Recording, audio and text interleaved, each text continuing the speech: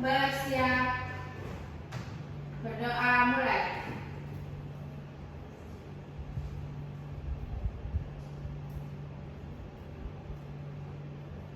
Berdoa selesai.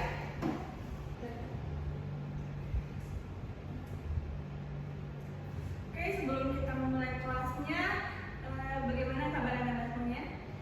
Baiklah, Baik Guru. Apakah ada yang absen hari ini?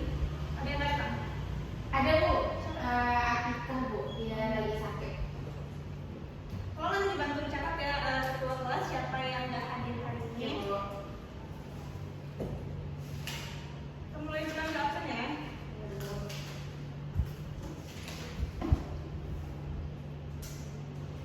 Atika tadi nggak hadir ya? Iya Bu, sakit.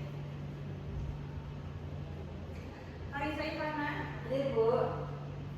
Safia, Hadir Bu. sebelum masuk ke materi kita hari ini yaitu mengenai ekosistem dan komponen penyusunnya, Ibu mau tanya satu hal. Apakah Anda semua pernah mendengar kata ekosistem sebelumnya? Benar Bu. Oke. Harisa, apa yang Harisa ketahui tentang ekosistem? Baik, ekosistem itu adalah suatu sistem yang membentuk dari hubungan timbal balik antara makhluk hidup dengan tak hidup, itu biotik dan abiotik di suatu tempat. Contohnya itu tumbuhan sebagai produsen dan hewan sebagai konsumen. Nah, ya betul ya. Kurang lebih maksud dari ekosistem atau arti ekosistem adalah suatu sistem ekologi yang terbentuk oleh hubungan timbal balik yang tidak terpisahkan antara makhluk hidup dan juga dengan lingkungannya dalam suatu kesatuan wilayah tertentu. Nah, lalu dalam ekosistem ini, selain ada ekosistem ini juga didukung oleh komponen penyusunnya. Apa saja itu komponen penyusunnya? Itu akan kita bahas hari ini ya. Nah,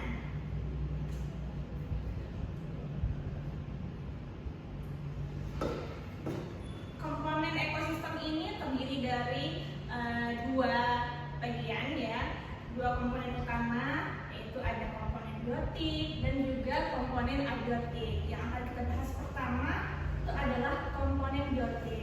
Komponen biotik ini merupakan makhluk hidup yang berperan dalam ekosistem.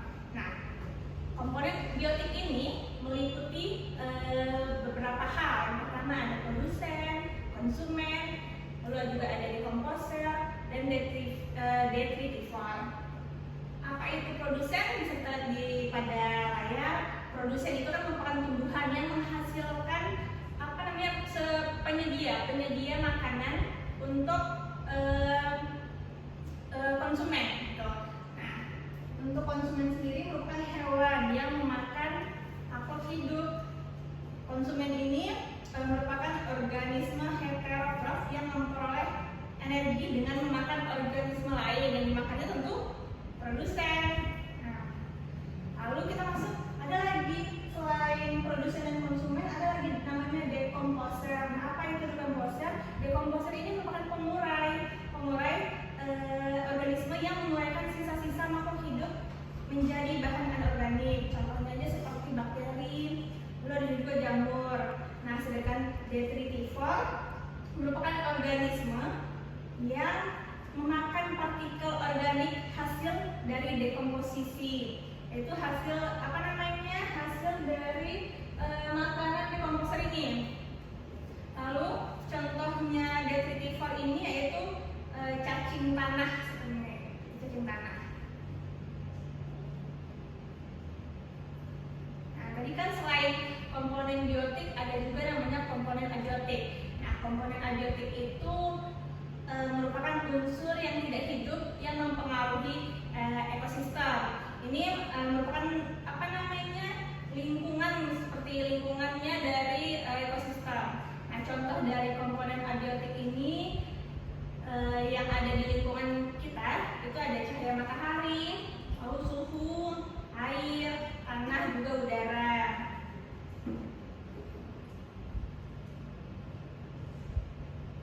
Nah, di dalam ekosistem juga terdapat interaksi antar komponen ekosistem yang juga perlu kita ketahui. Yang pertama ada interaksi dalam ekosistem yang terjadi antara komponen biotik dan antara komponen biotik dengan abiotik. Yang pertama kita akan membahas interaksi dalam ekosistem yang terjadi antara komponen biotik dan juga komponen biotik ya. Ini antar komponen biotik. Nah, yang pertama itu ada interaksi yang kita tahu ada namanya interaksi netral. Interaksi netral ini merupakan interaksi dua organisme hidup berdampingan tanpa saling mempengaruhi hidup mereka satu sama lain. Contohnya di sini bisa kita lihat ada gambar ayam dengan sapi. Mereka hidup berdampingan namun tidak mempengaruhi kehidupan satu sama lain. Jadi seperti hanya hidup berdampingan saja. Itu dinamakan dengan interaksi netral. Nah, lalu berikutnya itu ada predasi. Bisa kita lihat itu ada singa ya, singa sedang makan rusa. Ini adalah contoh predasi. Jadi predasi ini merupakan interaksi di mana adanya pemangsa dan juga yang dimangsa. Nah, di sini bisa kita lihat kan, yang pemangsa itu adalah singa dan yang dimangsa oleh singa adalah rusa. Nah, hubungan ini disebut dengan hubungan predasi, interaksi predasi.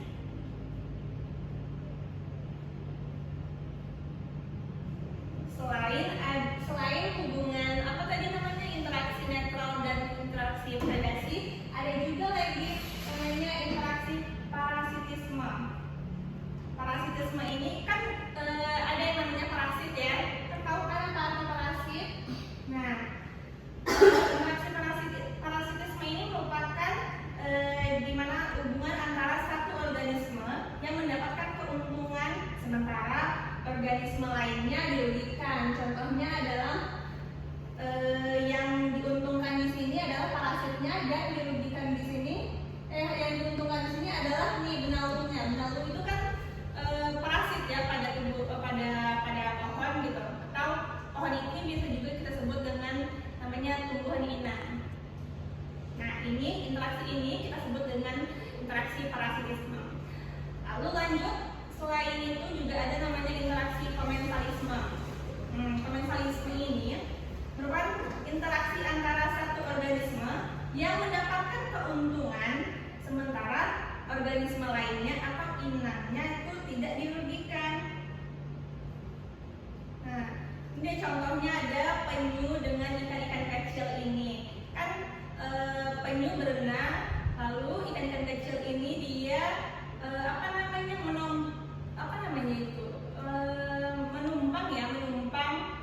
menumpang berenang di atas rumahnya kura-kura tanpa merugikan si penyunya.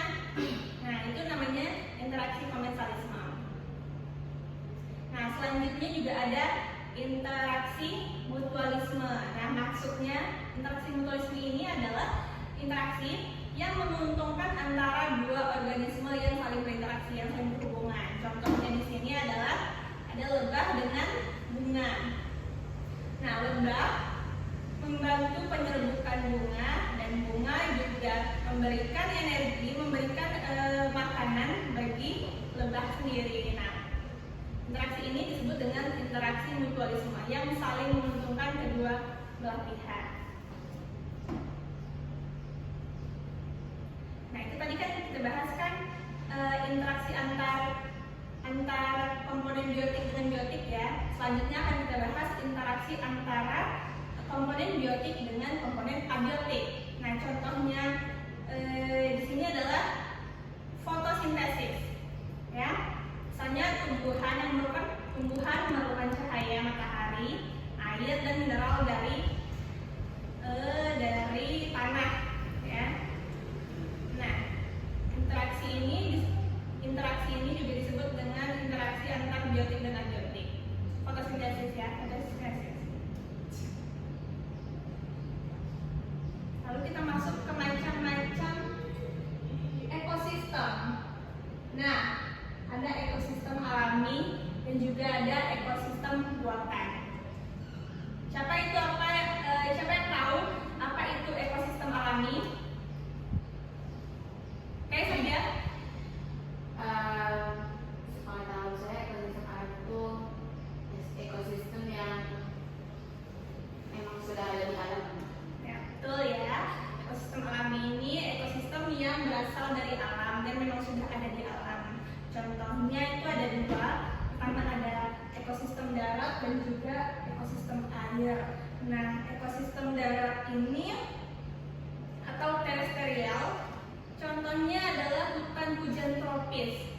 savana, gurun, dan juga tundra.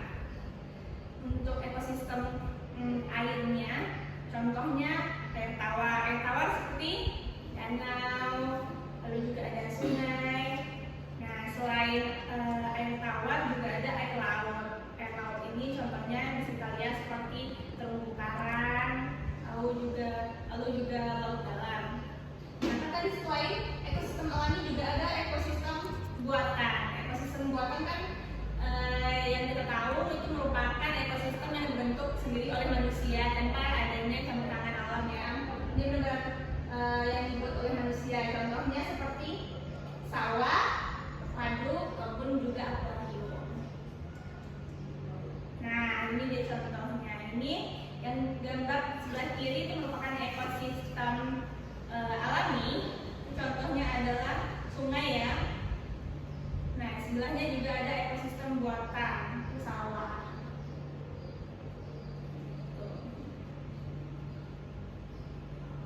Nah, selain itu juga selain selain komponen-komponen dalam ekosistem, di dalam ekosistem juga terdapat aliran energinya. Nah, aliran energi ini dihasilkan dari rantai makanan. Ada yang tahu apa itu rantai makanan? Rantai makanan itu merupakan satu arah transformasi satu arah transfer energi dari produsen konsumen 1, 2, dan 3 dan seterusnya. Nah, di dalam rantai makanan kan ada produsen, ada konsumen, juga ada dekomposer. Selain produsen kan konsumennya bukan cuma satu ya, konsumennya ada konsumen 1, 2, 3, dan primer, sekunder, dan tersier. Nah, untuk konsumen 1 itu dia memakan yang pertama kali memakan produsen. Nah, lalu konsumen sekunder atau konsumen keduanya akan memakan konsumen primer. Nah, selanjutnya ada lagi konsumen tersier atau konsumen yang ketiga yang akan memakan konsumen sekunder. Terakhir nanti kan dekomposer yang akan menguraikan sisa-sisa dari organisme dan juga mengembalikan nutrisinya ke lingkungan, dan begitu seterusnya nanti. Ini bisa kita lihat pada gambar. Nah, ini di sini digambarkan rantai makanan yang memperlihatkan alur perpindahan energi menjadi dari satu organisme ke organisme lain. Nah, kita lihat dari yang pertama ya. Nah, ini tumbuhan atau rumput yang merupakan produsen di dalam rantai makanan, di mana rumput ini menghasilkan makanan melalui proses fotosintesis. Nah, sebagai produsen, rumput akan menjadi sumber energi utama bagi konsumen tingkat pertama, yaitu adalah konsumen tingkat pertamanya yaitu belalang. Nah, belalang yang merupakan konsumen tingkat pertama, konsumen 1, yang awalnya memakan rumput. Nah, ini menjadikannya sebagai hewan herbivora atau konsumen tingkat 1. Nah, kita lanjut kepada kakak yang sebagai konsumen kedua yang memakan si belalang tadi. Nah, ini menjadikan si kakak ini dia karnivora kecil yang memakan belalang, atau bisa kita sebut dengan konsumen tingkat kedua. Lalu ular ini termasuk ke konsumen tingkat ketiga karena dia memakan si kakak yang sebagai konsumen 2. Nah, lanjutnya ini ada elang lagi. Elang ini merupakan puncak rantai makanan. Elang yang memakan ular sebagai konsumen puncak. Nah, elang ini dia tidak punya predator, makanya disebut dengan puncak rantai makanan. Karena elanglah yang dari semua hewan-hewan ini, elanglah yang puncak predatornya. Karena elang kan tidak punya predatornya ya, yang memakan elang ya. Setelah itu nanti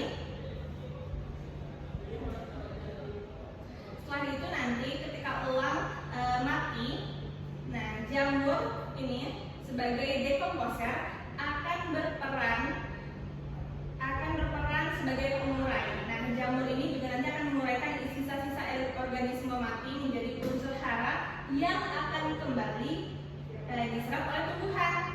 Seperti rumput ini akan diserap oleh rumput, nanti juga akan berputar lagi ke belalang lagi, ke katak lagi, ke ular dan seterusnya seperti itu. Itulah dia rantai makanan.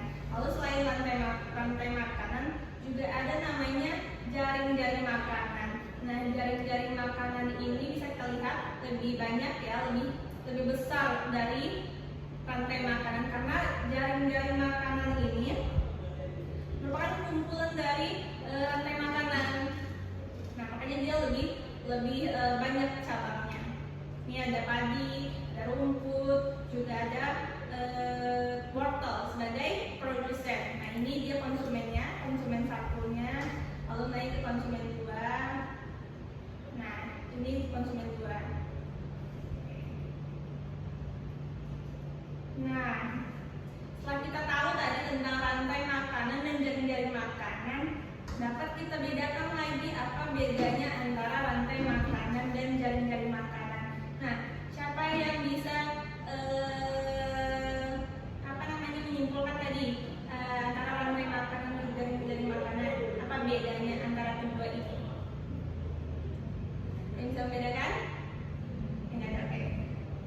Saya bedakan sendiri ya.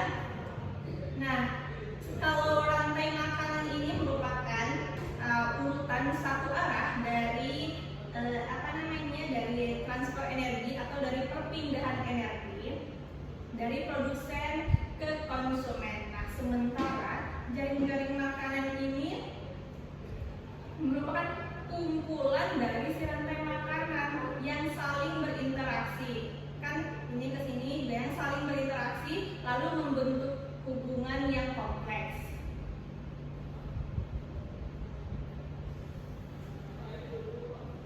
Nah, sebelum nanti Ibu akan menyediakan 2 studi kasus yang akan kita bahas, akan kita diskusikan bersama. Tapi sebelum kita mulai diskusi tentang studi kasusnya, akan kita nonton dulu video tentang materi kita hari ini.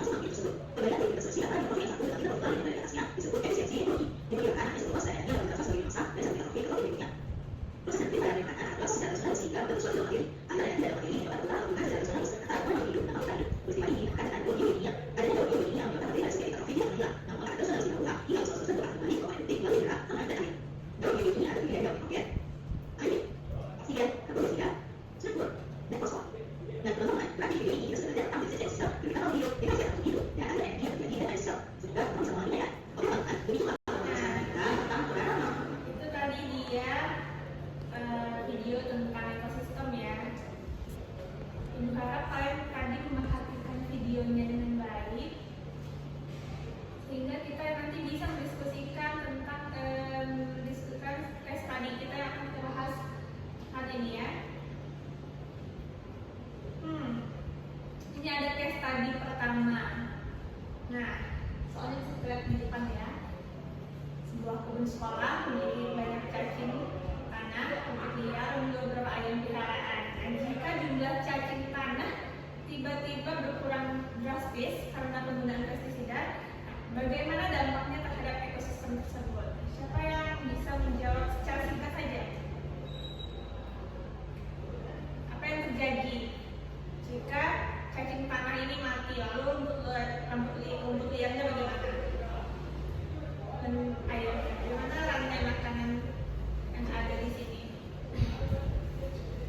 Ya Bu, Baik, sekian ya. mungkin kalau hidup yang pemakan cacing tanah kemungkinan juga akan menurun Bu. Karena tidak mendapatkan sumber makanan. Nah, ya betul ya. Akibatnya dari cacing tanah ini mati atau berkurangnya drastis cacing tanah ini akan berpengaruh sekali pada proses dekomposisi ya. Balik lagi kepada fungsi dan peran cacing tanah bagi ekosistem itu sebagai dekomposer. Nah, sehingga unsur hara di tanah akan berkurang, lalu juga kesuburan tanahnya juga akan berkurang jadinya. Nah, selain itu juga akan karena kalau unsur haranya berkurang, maka rumput liarnya, pertumbuhan rumput liarnya juga akan terganggu, dan juga ayam yang memakan cacing-cacing pun nanti kan jadi kekurangan sumber makanannya kan, sehingga rantai makanan yang ada di sini akan rusak, jadinya akan terganggu ya pastinya. Nah, lalu lagi ada case study yang kedua. Nah, ini di sekitar sekolah terdapat taman kecil yang ditumbuhi rumput-rumput dan sering dikunjungi burung kecil serta serangga.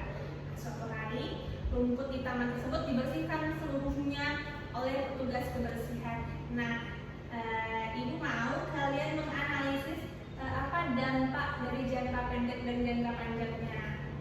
Apa yang akan terjadi? Dampak dari masalah ini. Kira-kira ada yang bisa menjawab? Apa kita diskusikan saja bersama? Kurang paham ya? Dikat nanti. Jadi dikat saja ya.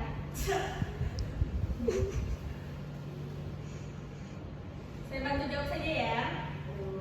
Nah, jangka pendek dari masalah ini itu adalah di mana serangga akan kehilangan sumber makanannya dan juga tempat untuk berlindung, sehingga dia akan berpindah.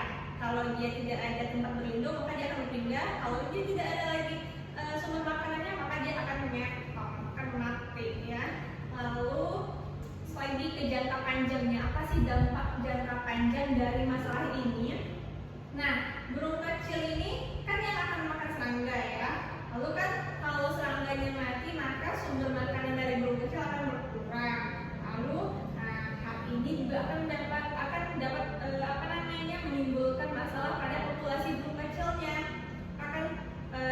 terjadi penurunan populasi burung. Nah, juga taman pastinya akan menjadi sepi karena serangga tidak ada, burung juga tidak ada. Sehingga keanekaragaman hayati pun akan terganggu jadinya ya. Selain ekosistem juga keanekaragaman hayati juga pasti akan terganggu. Nah, kayak itu dia tadi pembelajaran kita tentang ekosistem dan komponen penyusunnya. Sebelumnya Ibu akan membagikan lembar kerja yang kedua kelas tolong ya. Ini dibagikan ke teman-temannya. Ini lembar kerjanya silakan dikerjakan di rumah, minggu depan dikumpulkan. Ya. Nah, dari pelajaran kita hari ini, Ibu harap kalian semua dapat memahami apa yang Ibu sampaikan. Lalu juga jika ada pertanyaan bisa ditanyakan sekarang. Kalau tidak, kita akan simpulkan materi hari ini. Kira ada yang ingin ditanyakan atau ada yang dikurang pahami dari semua ini? Dari materi yang sudah kita pelajari hari ini? Cukup ya. Nah, sehingga dapat kita simpulkan bahwa ekosistem itu merupakan suatu hal atau komponen yang sangat penting dalam kehidupan kita.